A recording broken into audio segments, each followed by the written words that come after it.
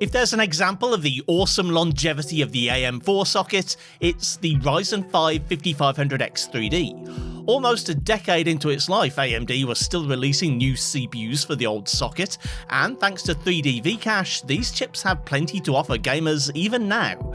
However, for the last couple of years, my personal go-to recommendation for a moderately priced gaming CPU has been the Ryzen 5 7500F, a core and thread match for the 5500X3D with newer architecture but less level 3 cache. The more modern chip is currently cheaper, but also relies on expensive DDR5 RAM, at a time where that's actually a serious problem. Should you stay on AM4, or should you go to AM5?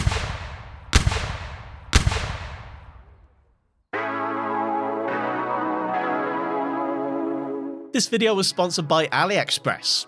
I purchased my own Ryzen 5 7500F from AliExpress back in 2023, at a time when it really wasn't possible to find anywhere else, and the Ryzen 5 5500X3D was kindly provided by them for this video.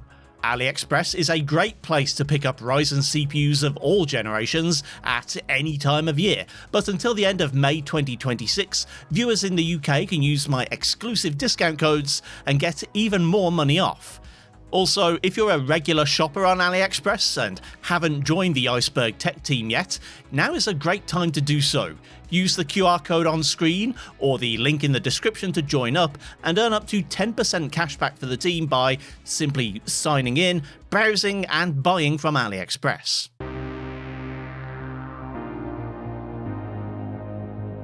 There's a lot of hype around X3D chips right now. The Ryzen 7 5700X3D and 5800X3D were strong reasons to stick with the near-decade-old AM4 platform, especially for gamers.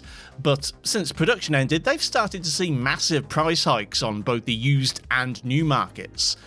If you want budget-priced gaming goodness without upgrading your motherboard, you might be thinking about the Ryzen 5 5500X3D, a formerly Latin American exclusive release that's now available on AliExpress for around £165, and with 6 full performance cores, simultaneous multi-threading, and the same 3D V-Cache as the 8-core models, it's offering a lot for the money.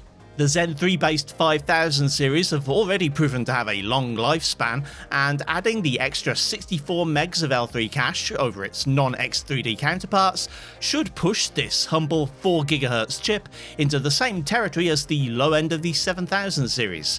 Of course, there are trade-offs. You're limited to the AM4 platform, and that means a maximum of PCI Express Gen 4 and DDR4 RAM.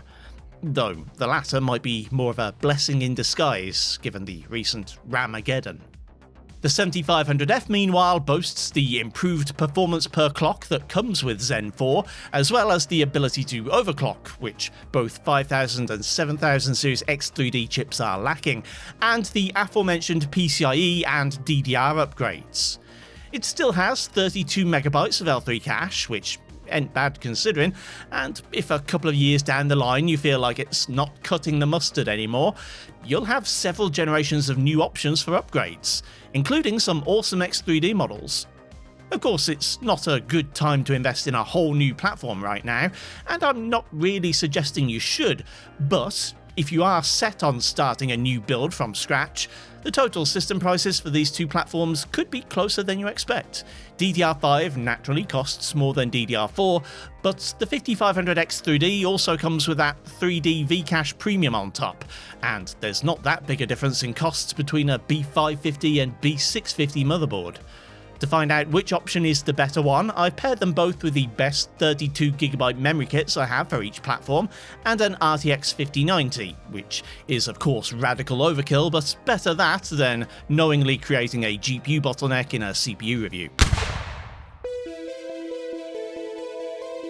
I've heard it said that Crimson Desert is a more GPU-heavy game, and that's certainly true, but having just tested out an Intel i3-14100F, I can tell you that quad-core CPUs aren't going to reliably deliver 60+ in busy areas.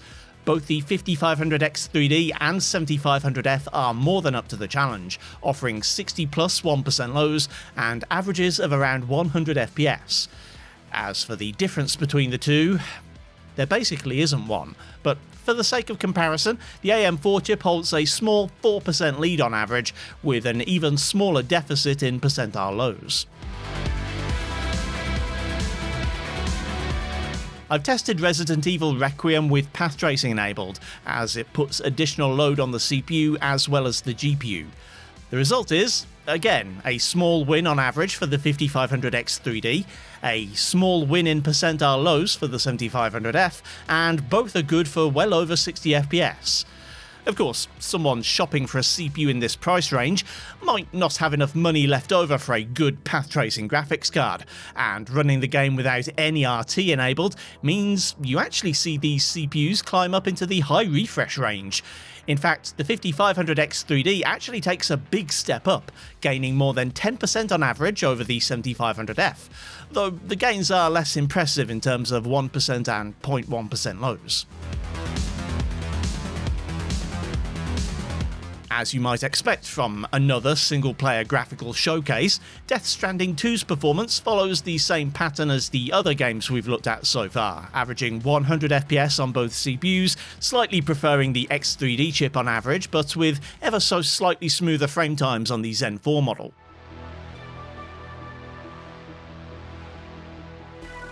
I have results from path tracing in Doom the Dark Ages, but honestly, even at a render resolution of 720p upscaled to 1440p, we're being held back by the GPU. Both CPUs deliver about 135 FPS, and upgrading it any further wouldn't be of any use at all without using even more aggressive upscaling, or upgrading the GPU to whatever beats a 5090, I guess.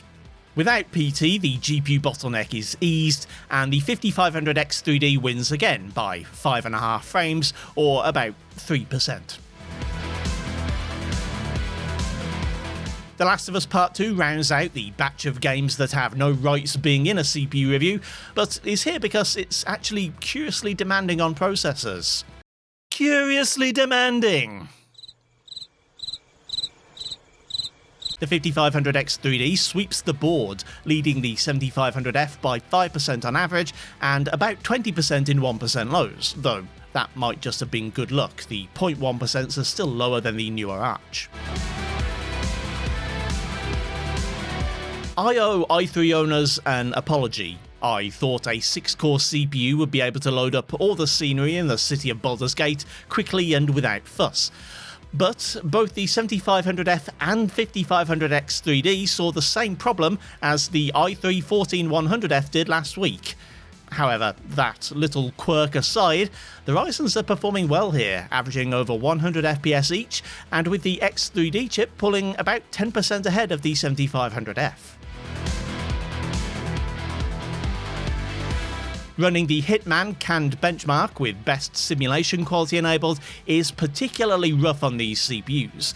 Of course, the averages are excellent, around the 90 FPS mark, with the edge once more going to the 5500X3D, but percentile lows get hammered once the serious physics and particle effects kick in. Turning simulation down to base, which is actually as low as you can go, the AM4 chip loses its first matchup to the AM5 model, if only by a barely perceptible margin. Night City can still be rough on these chips with path tracing enabled, though unlike the i3 I tested the other day, they can at least surpass a 60 FPS average. The percentile lows are a problem, as are the dips below 60 in heavy traffic areas. Of course, this is with NPCs turned up to high, so dropping that setting to medium or low would deliver a better experience, and reduce your chances of smashing up your fancy Mercmobile. Turning off RT still falls just short of 60 at the minimum, and averages around 80 FPS. In my opinion, multiplayer comparisons are not as useful as the single-player games, because there's no real way of directly matching up conditions perfectly. I used the same chips and tested for about the same length of time, but I can't guarantee that the same number of players were on the server, or that the same ground was being covered. With that caveat in mind, Battlefield 6 is pushing 160 FPS on both CPUs, with a small advantage to the 5500X3D. The 1% and 0.1% lows are lower, as we've come to expect based on other games, but there appears to be a pretty big delta, around 10 and 20% respectively. Chalk up another win for the 7500F in Arc Raiders. Well, possibly. Again, I tried to take a similar path, but the game randomly assigns a spawn point, and I don't know how many others were on the map with me, so it wasn't possible to match testing perfectly. What continues to make sense is the difference in frame times, with the 5% win on average extending to 15% in percentile lows, and almost 50% at the 0.1% mark. I've said percent too many times now, it's starting to sound weird to me.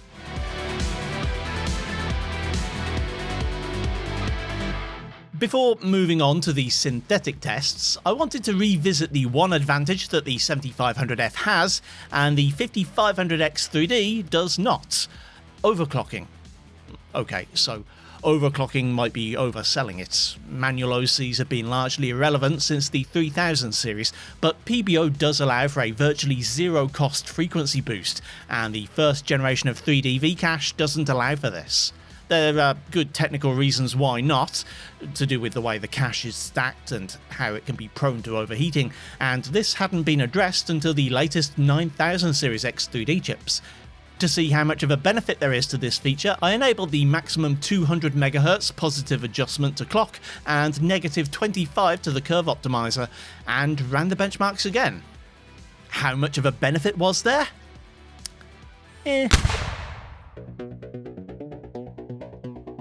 Across the board, performance benefits from PBO are small to non-existent. In Crimson Desert, there's almost nothing in it except a curious drop in 0.1%. Resident Evil Requiem gains no more than half a frame in any given metric. Death Stranding 2 gains 2 frames, as did Doom the Dark Ages. Meanwhile, The Last of Us earns a whopping 5 more FPS, and Baldur's Gate 3 once more gains 2 FPS. Hitman offers a weird exception. In base simulation it's more of the same, barely any different from stock, but in best simulation it's much improved, and I'm not sure why. I ran the test twice to be on the safe side, and sure enough, it gained about 10% on average, even beating the 5500X3D. Battlefield 6 also saw an unexpectedly large 15% boost from precision boost, but again, I'm not confident in that data because of the inconsistencies of multiplayer games. Arc Raiders, meanwhile, it's about the same. As you can see from the synthetic results, there's no real comparison in productivity. The 7500F walks away with it across the board. If you want to upgrade your AM4 kit for a similar price to the 5500X3D, but you need it for 3D rendering, coding, photo and video editing, or anything else remotely processor intensive, something like the 8-core 5700X non-3D would be a better bet, though obviously it wouldn't be hitting those huge numbers in games.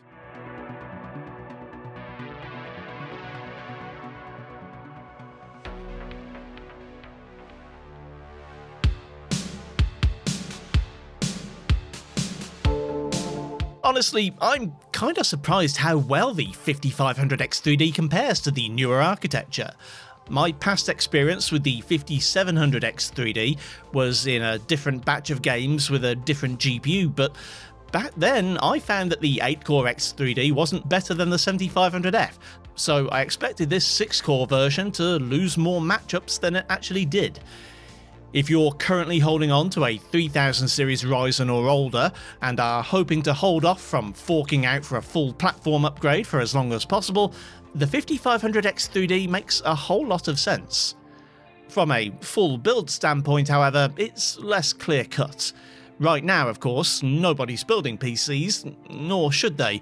You certainly shouldn't be spending 400 quid on 32 gigs of DDR5 or 300 on DDR4, but if, by the time you see this video, the prices on RAM have returned to sanity, or you're fortunate enough to have some already, I don't think buying into AM4 makes sense right now. The 7500F is cheaper, the socket has seen one generation's worth of upgrades already, and there's at least one more generation to come, maybe more.